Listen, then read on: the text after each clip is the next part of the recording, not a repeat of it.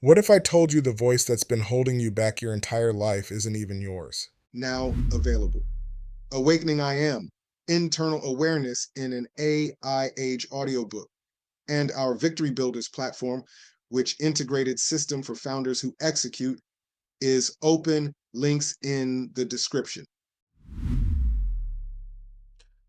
Life will throw you challenges, and you have to decide if you're going to allow those challenges to keep you down or fuel you.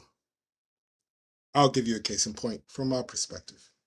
As you, all of you are a first time listener, you don't know. But for those of you who've been traveling with me, you know that one of my challenges was growing up in the environment that I grew up in, where low self esteem, financial,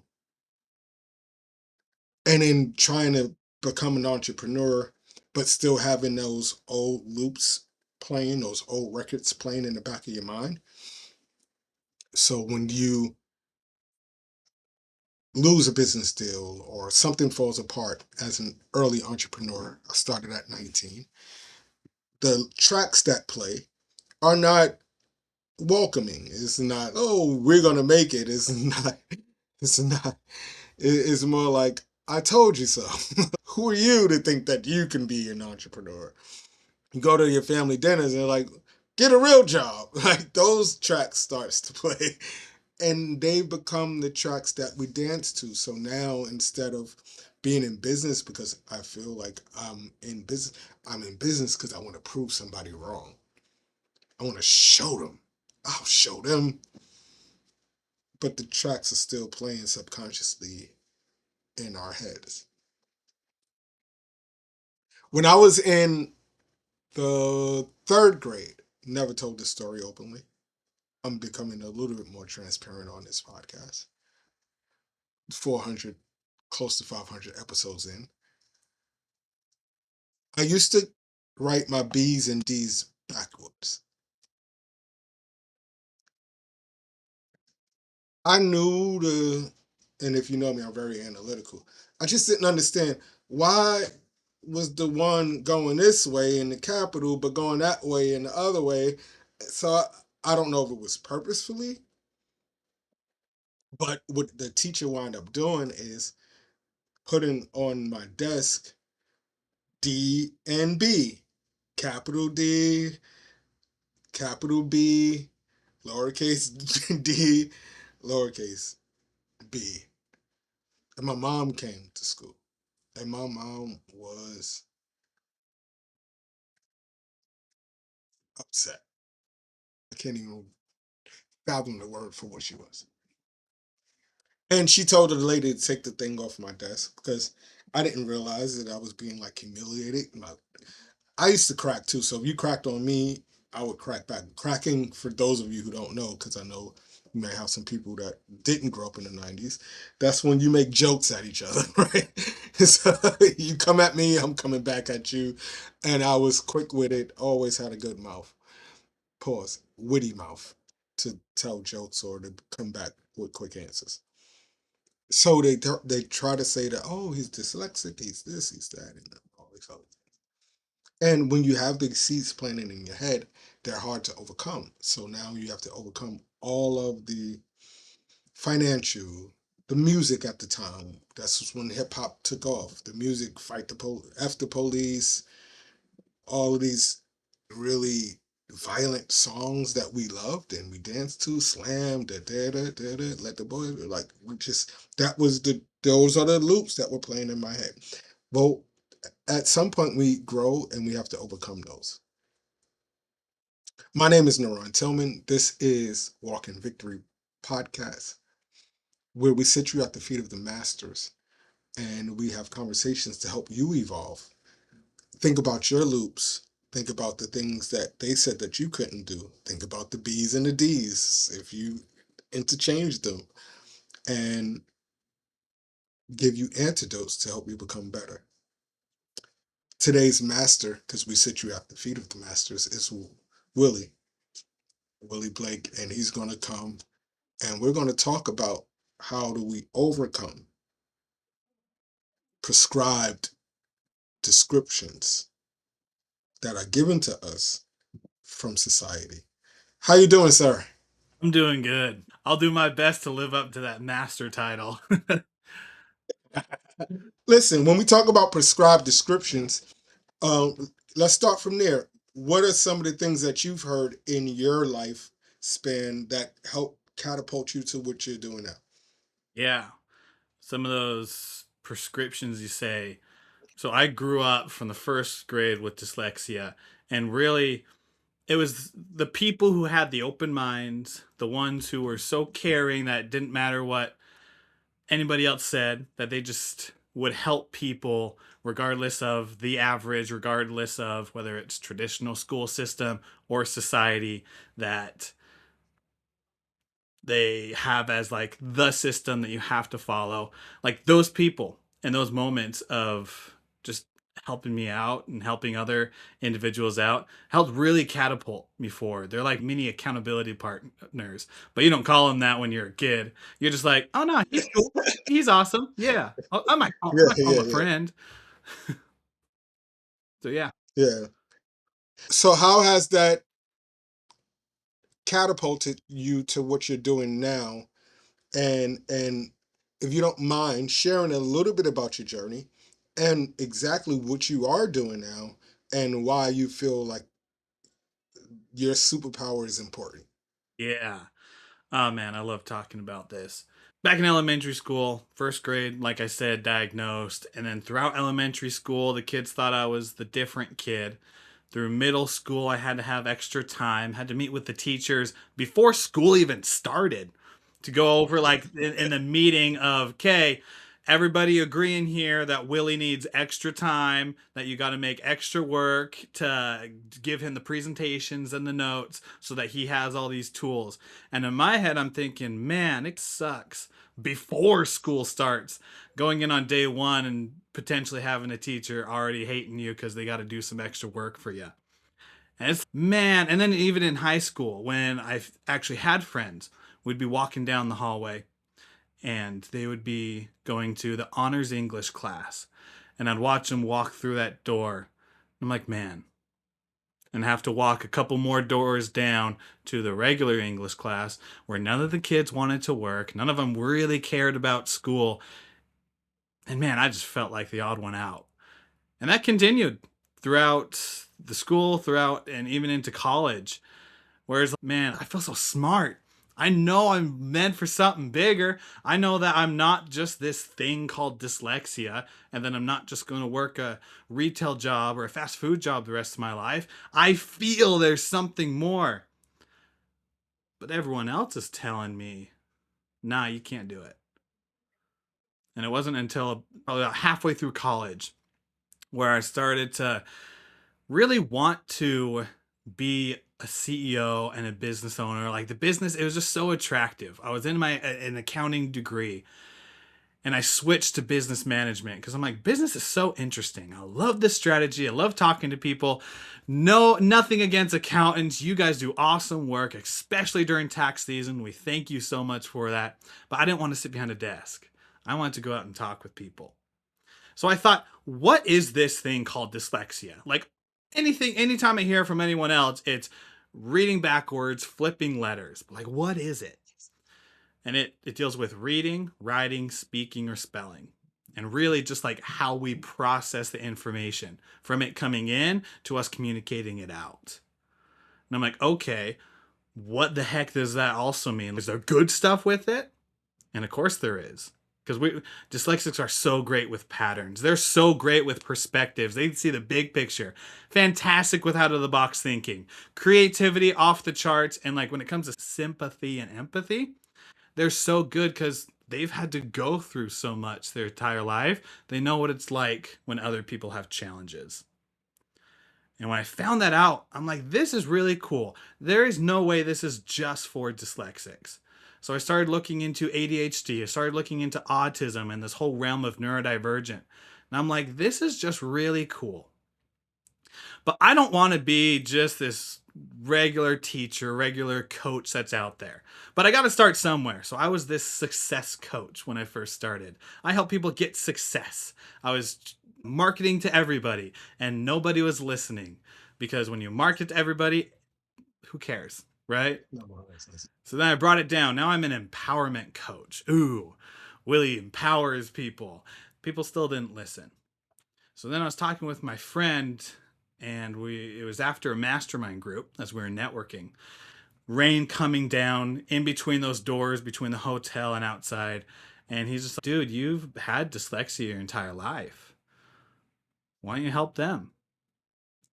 I'm like, that's not a bad idea. And as I was driving home, I thought there are so many resources for teenagers and so many for kids. And I love that people do that. But once you turn 18, you're basically done. You're out in the world, they throw you to the wolves, and good luck with everything you do the rest of your life. So it was that mixed with just my passion and drive for and love that I have for people that now I work with dyslexics. And not just dyslexics. I want the ones who are out there moving and doing stuff. So dyslexic entrepreneurs, the professionals, the ones who want the promotions, want to start a side hustle or just start their whole business.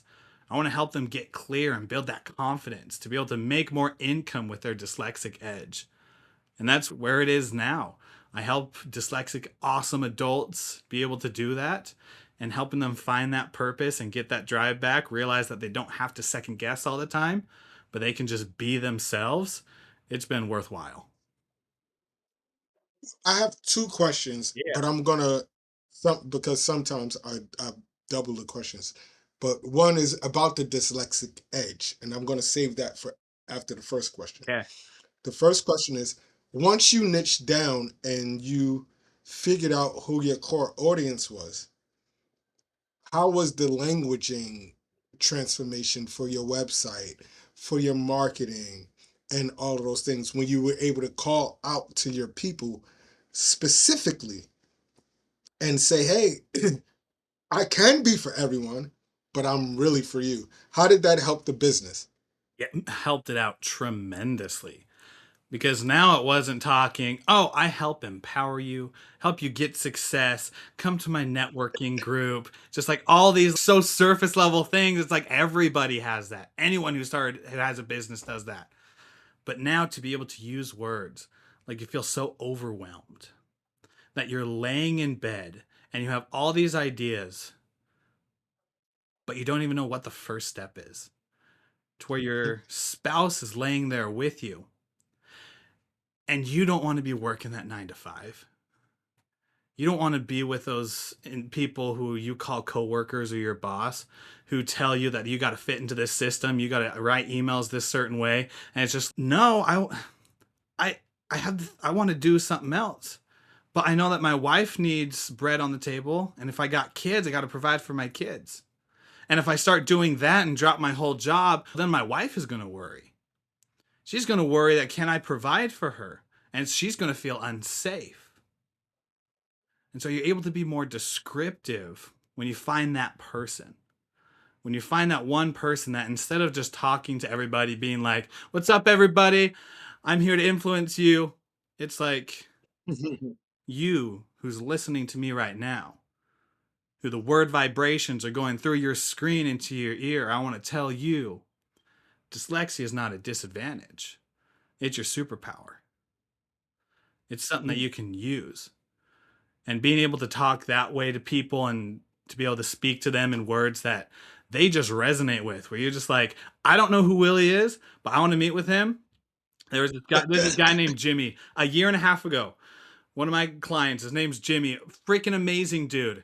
When we met at a random networking event, in his phone, he put Willie Blake, dyslexia something. That's what he put. He remembered the feeling I gave, but he didn't have words to put to it. Until a year later, he's sent me a text and was like, dude, I loved how you were so great with dyslexia and that you were just so open about it. It helped me to be able to start realizing that I don't need to feel shame and guilt for it. Can we chat? And from there, we've been able to help each other out to help him build his business with armory stuff and the government. And it's just so cool for just when you speak to that one person, people resonate rather than just preaching to everybody. Yeah, so now the second part of the question, we talked about the niching down, right? And that helped you out. And now we want to focus on the community because you niche down towards a community, and how sensitive did you have to be about crafting your language? Or are you, I'm gonna just go all in because I understand the conversation? Because let's do this. For a lot of people, the conversation is within ourselves. It's that looping noise that we tell ourselves, right? It's not even about how the people respond to us or to people like that, but it's just about the noise that we clutter our own minds with. So when you're crafting your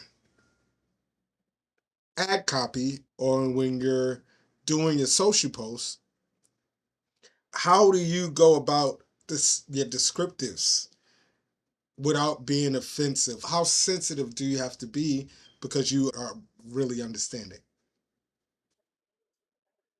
Interesting question. I've never had that one before. Not That's why this is walking. that's why this is it. You don't got to be I don't need to be too worried about being sensitive Okay, because it's if it's somebody who hasn't lived it but they're trying to help other people with it, you got to have some strategy, you got to be careful with your words.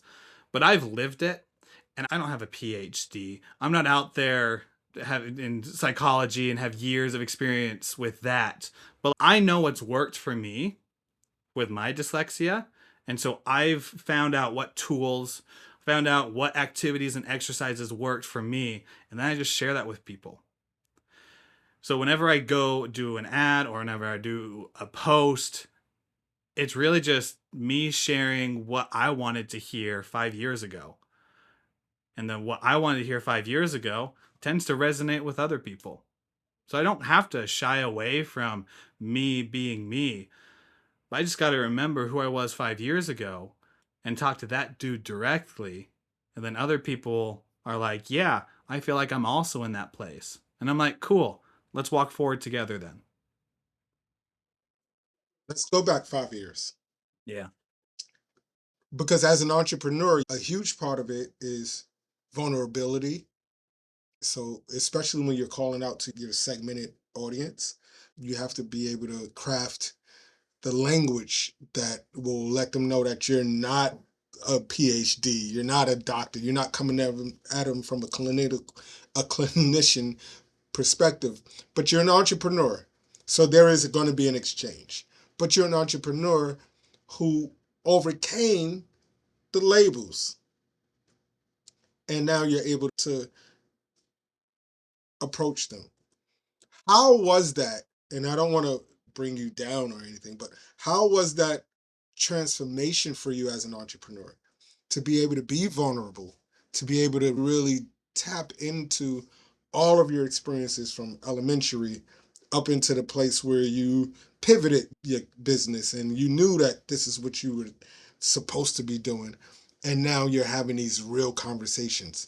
What did you have to do psychosomatically for you? How did you build yourself the confidence to take that next step? Yeah. I had to listen to a lot of books. I had to listen to a lot of stuff because I didn't know jack squat. I went to college. I have my bachelor's degree in business. Other than that, like I that that's it. And it's really cool though. This is why I like it. It's really cool because a lot of what I do is based off of what's happened in life. It's based off of real experience, things that have worked for me. Because if it doesn't work for me, I can't integrally tell other people to do it because that's just not who I am. It has to work for me or work for other people really well and that I know it works well for me then to refer it or offer it to other people because I want them not to have to deal with everything that I had to, which was so many mistakes. So many mistakes, so many they're not failures because failure is just a word and they're really lessons, but like tripping up a lot. Tripping up a lot, making those mistakes. The first time that I was like really focused on branding, I chose instead of Coach Willie Blake, I chose William Blake. I heard that from someone I respected. And he said, "Yeah, do William Blake because I know you want to be a speaker, and that just sounds like a professional name on stage." Yeah, it sounds. Yeah, Yeah, I was like the guy in the suit, and just my name is William yeah, Blake. I'm yeah. like, cool. Let's just try that. So I switched my name. All my social medias had William Blake. My website was Coach William Blake, and everything had it. And I just kept trying and doing it. And a year and a half later, finally, I was talking with another mentor of mine, and I'm like, I don't like this weird distance that I have with the people that I work with. And when I'm speaking on stage, I have a great message and I have practical things they can take away, but it just feels like there's this weird professional gap that I'm not bridging. And she, in her freaking awesome wisdom that she has, was just like, I know you by Willie, and everyone else that who's your friend knows you by Willie. Why do you go by William? Oh, that's good. Someone said it before, and it sounds professional on stage. And I want to keep branding because this is also when I was co-authoring books, and so in those books, I'm William Blake, and all these reasons of why I was happening. She says it's your choice, but it seems like that gap is that you can't really connect with people on a intimate level. And I'm like, okay. And as I thought more about it, it's so true. Because especially as any neurodivergent, and mostly dyslexics as well, we don't need another thing to push us away.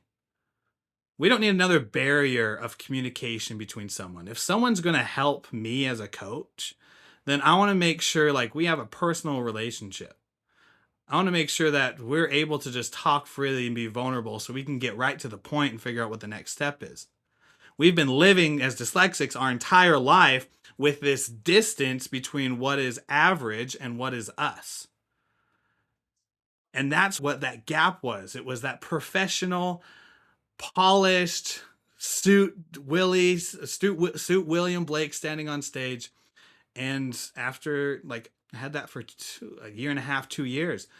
And then I switched it to Coach Willie, switched it back to Willie Blake because my friends knew that.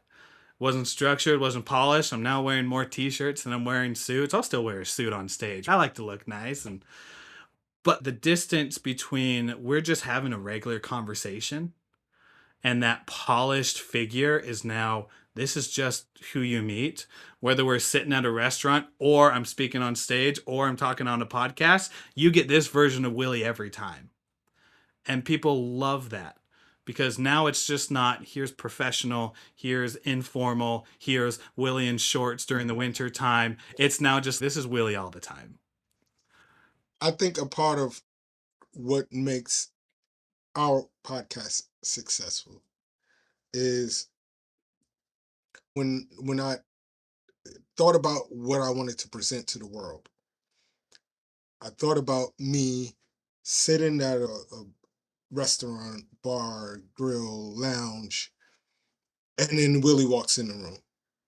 And at first, we're not really vibing. You don't know me, I don't know you, but as the night go on, we get into a conversation. It could be about sports, it could be about business, it could be about what you're doing, and the conversation is free.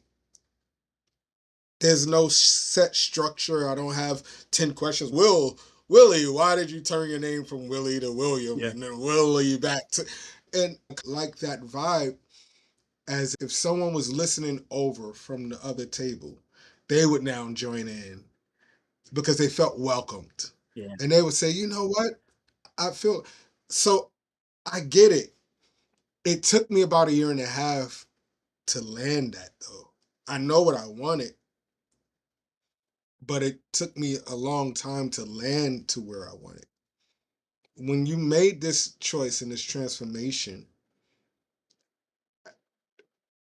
I, I'm gonna give my thought, but I'm gonna try to give it in a question. Neurodivergent people don't really have a problem with switching back, where someone else may overthink it. Did you overthink? Were you able to jump right back into? Oh, That makes sense. that makes sense. I overthought so much. Like we're talking 6 months.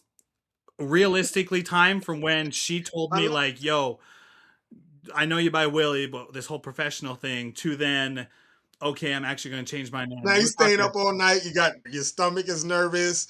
If I change my Facebook to Willie back, they're gonna think something wrong. Then you're going through the whole Yeah, process. you think of the whole branding, you think of business, you think of people that you already work with. Some of the books behind me, William Blake is in there, and I'm just like, all yeah, you. I overthought so much, and just laying in bed, get the butterflies in your stomach, and anytime it just random places in the day, I'm just like driving my kid to school, and then all of a sudden, just like a little thing comes in, and just Willie Blake, and then all of a sudden, my heart starts pumping, and adrenaline starts going. Man, 6 months. That's how long it took. And then you finally pulled the trigger, And finally pulled the trigger. and here we are. Yeah, here we are. If we got one message somebody might resonate with this conversation, and if they needed one thing to take away, what would that message be from William, aka Willie Blake?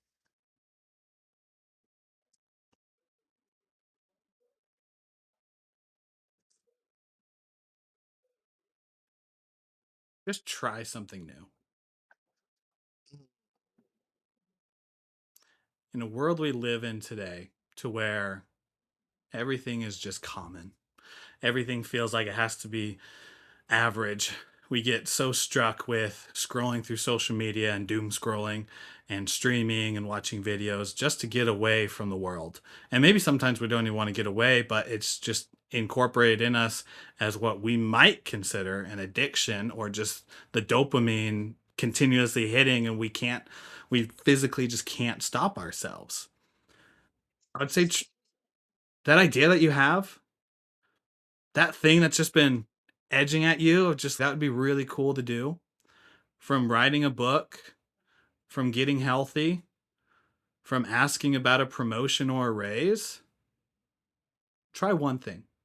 Pick one thing to try. Because I found that it's when we push past the comfort is where we get our confidence. When we're able to be ourselves and make mistakes while we're doing it and not care about what other people think, you realize how beautiful this world is to live in.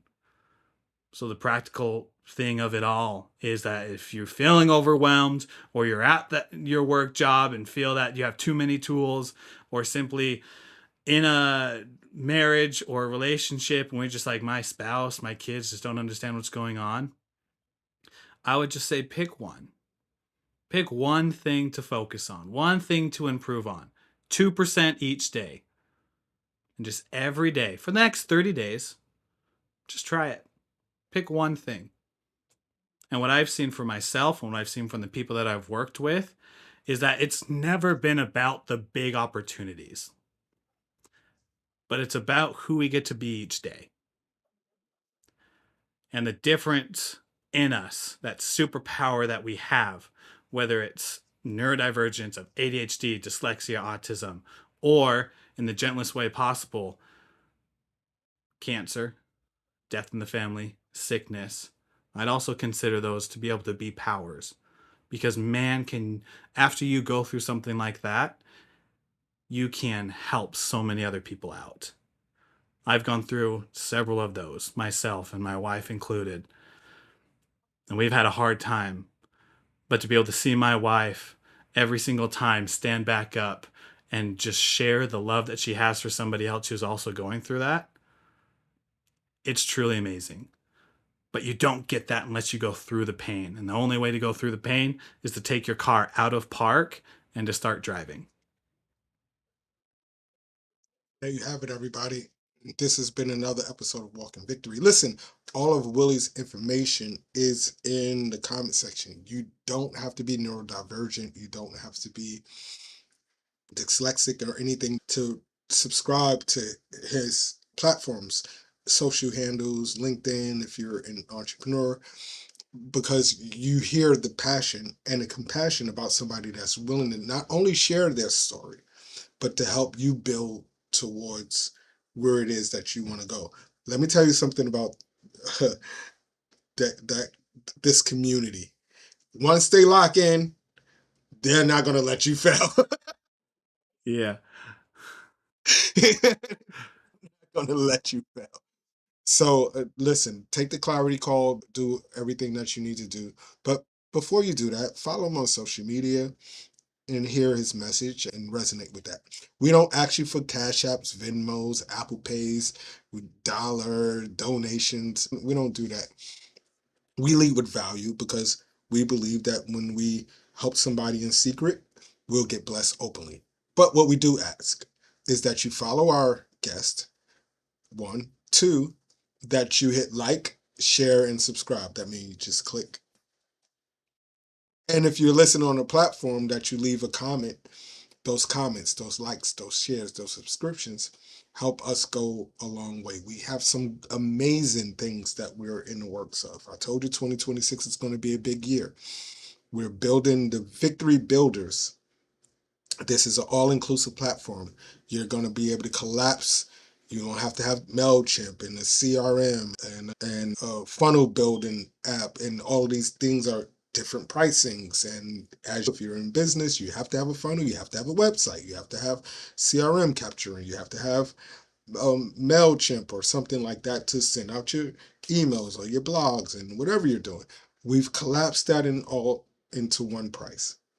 Very soon, maybe even now as you're listening, this is going to be available to all of our listeners at a very nominal fee. I know what it feels like to not be able to make your payments monthly and still try to stay in business as you build. So it was important for me to come up with a platform and a partner that can collapse all those prices into one. And we've been able to do that. The Victory Builders is available. We also have our Awaken and I Am book and the audio book, which is on our walkinvictory.me platform. You can listen to the book. You don't have to. You can. We give our guests 3 chapters of the book. I may even make 3 chapters of the book available to you all. But we don't ask, we don't beg. We just say walk in victory. Don't walk with your head down. Don't walk making excuses. Together we walk in victory. Willie is now a part of the Walk in Victory family. And we enjoyed this conversation. Enjoy the rest of your day. Peace.